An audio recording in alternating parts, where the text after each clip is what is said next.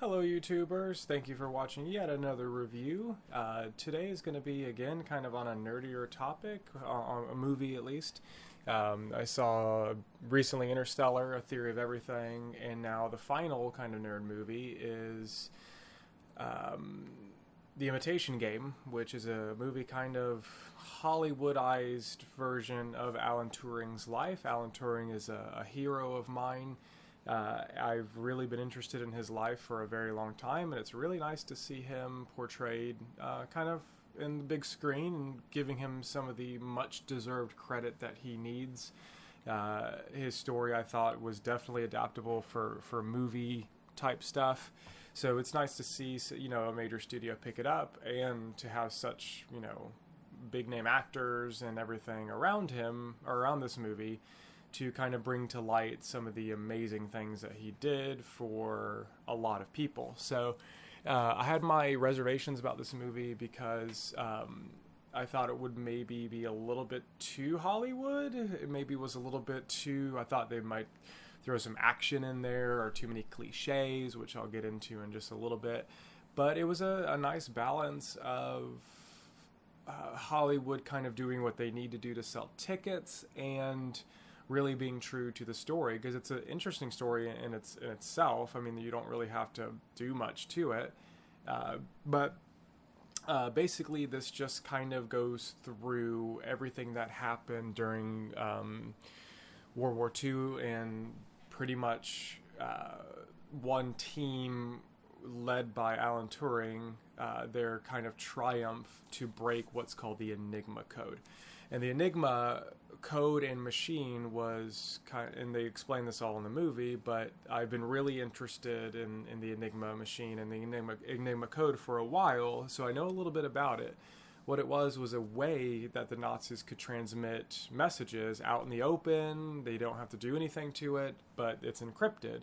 And it's encrypted so well that it's just, I think they said it's 109 million ways of, that you could adjust these things, these parameters to get a code. So you'd have to check it that many times, and by that, if you checked all those, you would get the code. So of course it's impossible to do it manually, so you had to invent something. And keep in mind, kids, this was before computers. Yes, you can break an Enigma code in seconds on a computer now, but this was before computers. In fact, it goes a little bit into what was called a Turing machine, which was a precursor to what we know as computers. Basically, it is a computer. It was just done all mechanically and through a little bit of circuitry and all that. It was the precursor. It was the engine that eventually was put into the car to make it a car, but it wasn't quite a car yet. It's kind of what it was, but in the computer world. So keep that in mind. We're in World War II. We're in Nazi invasions, that kind of thing. And the movie takes place completely from a British point of view. I don't know a whole lot about British history or culture or anything like that, but from an American's point of view that knows a little bit about that, it seemed to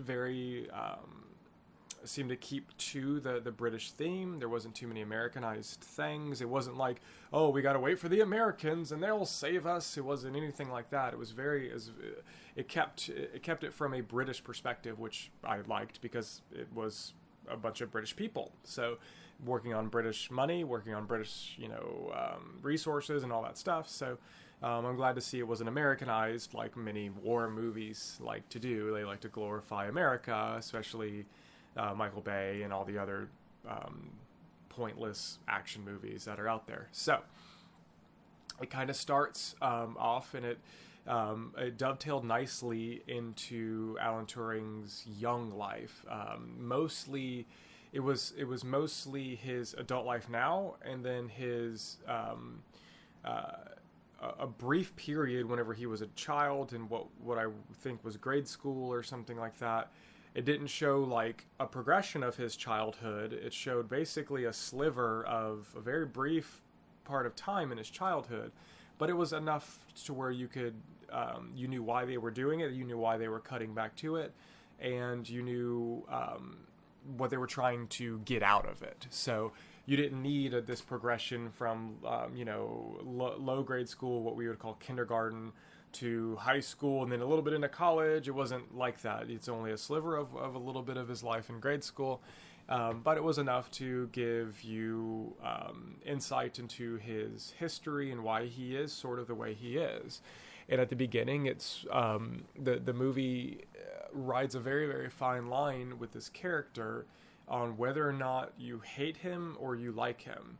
Very Nightcrawler-like. I got a lot of vibes like that, and obviously Alan Turing's not a sociopath. That's not what I'm going for, but it rides a fine line between a likable character and a loathable character.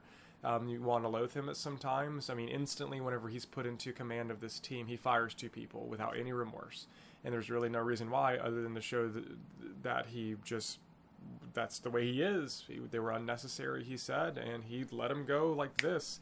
So, I guess it gives a little insight into his character, but it was one of these characters that I could see somebody not liking, but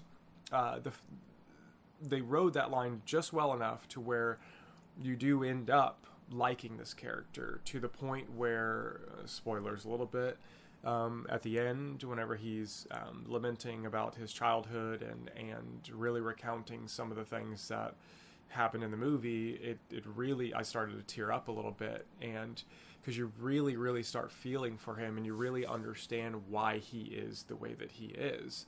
So really it's the first half of the movie, and you would think this is the whole movie, is breaking the Enigma code, but they condense it, they don't stretch it out very much.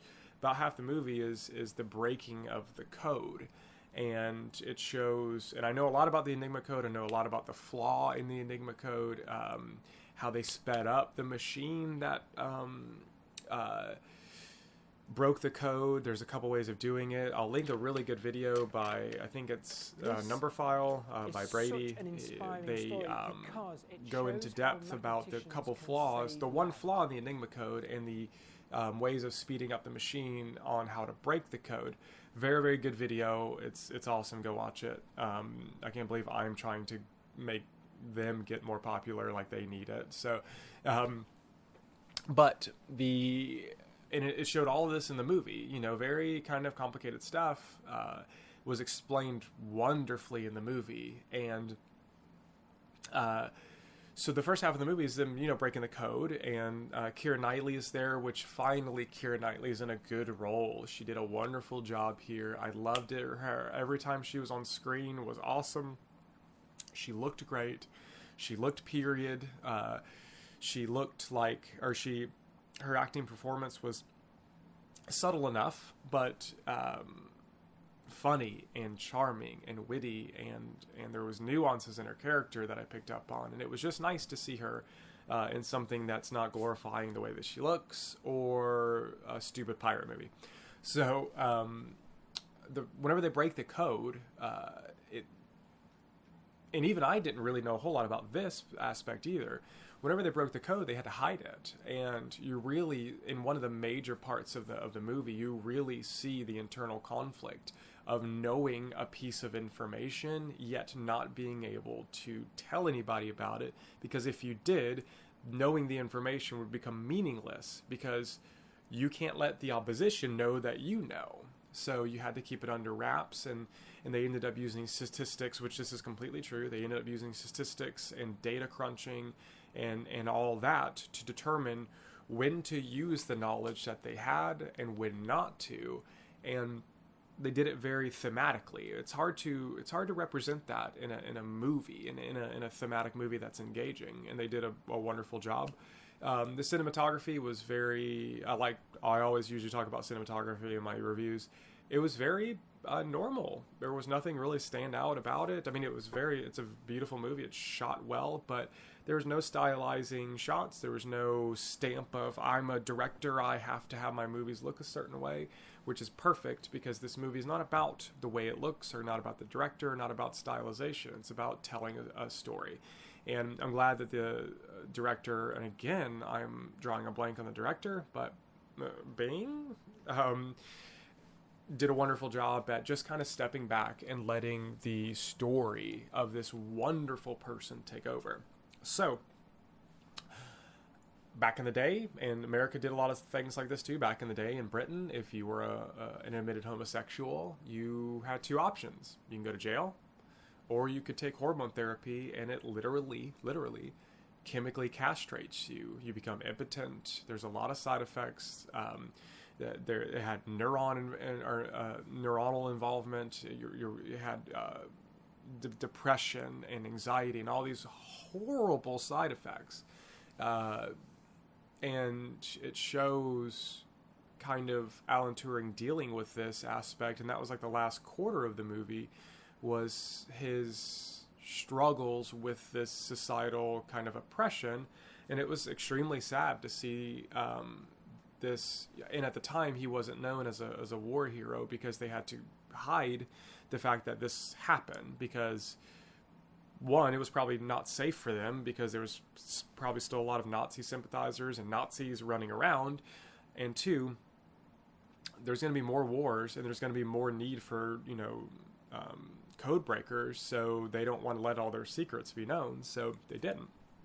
But they couldn't tell this secret to anybody, really, and it shows this in the film. And at the time, it shows kind of a B story of a detective trying to uncover something about Turing. He gets a hunch that Turing is hiding something, and this is after all the events. So it kind of cuts back and forth between this investigation that's happening in current day and breaking the Enigma code. And the detective is trying to break him for something, crazy big. Like he has no service record or no military records and all this other stuff. They're expunged. Like he's on the clue of something big, yet they figure out that Turing, solicited sex from a male and that he's a homosexual. So the cops are like, hey, we got him. He's a homosexual. Like, done. Like, good job. But the detective was trying to uncover a bigger story. And through this detective, Alan Turing ends up delving into his story and actually letting somebody know the actual real story of how the Enigma code was broken. And if it wasn't for this, eventually, I'm assuming eventually his story would have come out somehow by now. But it was through this detective that his story came out, kind of like the 300, where one person has to tell the story, kind of like that. So really, and Alan Turing was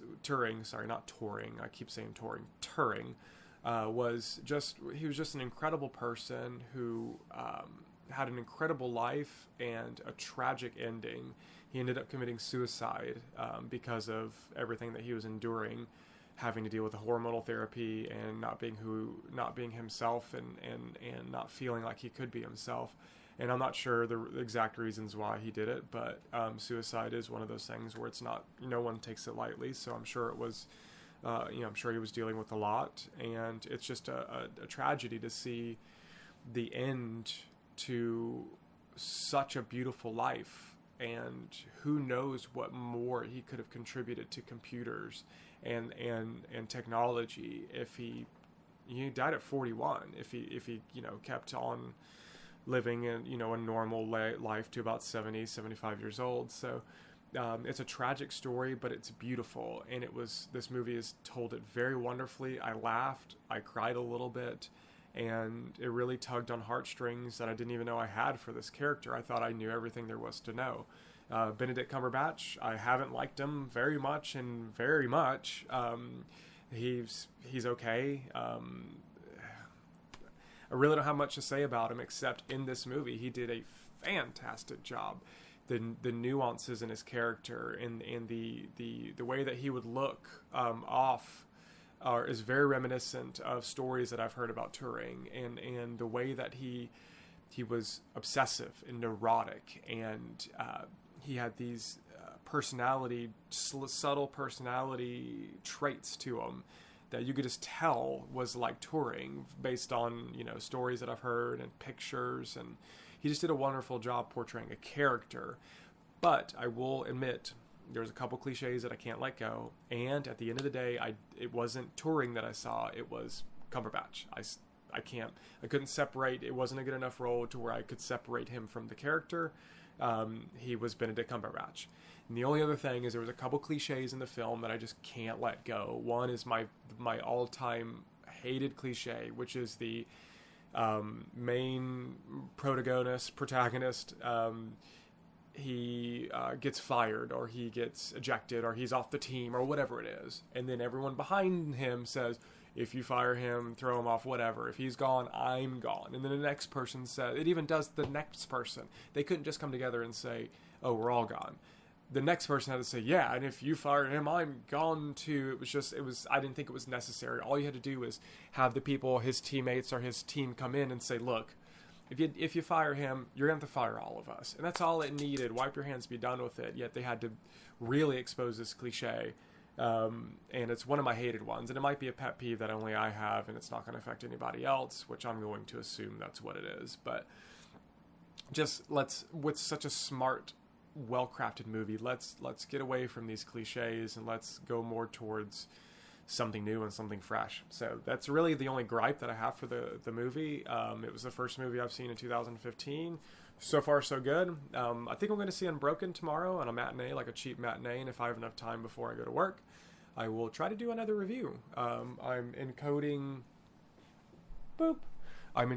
my Theory of Everything review. Once that's done encoding, I'm going to upload it, and while that's uploading, we're going to edit this one.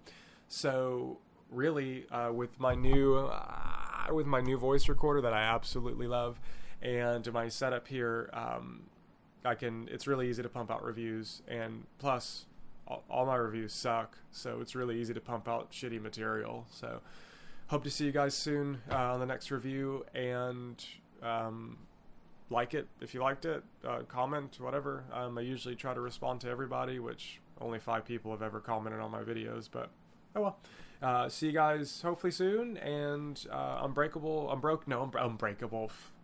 Unbroken is the next movie I'm going to see. Angelina Jolie directorial debut. Can't wait to see it. Supposedly a really good movie. I'll let you know. Anyway, for now, Blindside out. We'll see you later. We'll be pumping out more reviews. And when you're done with the movie, you feel this high, like you want to get out and do whatever it is that they were doing. A review, and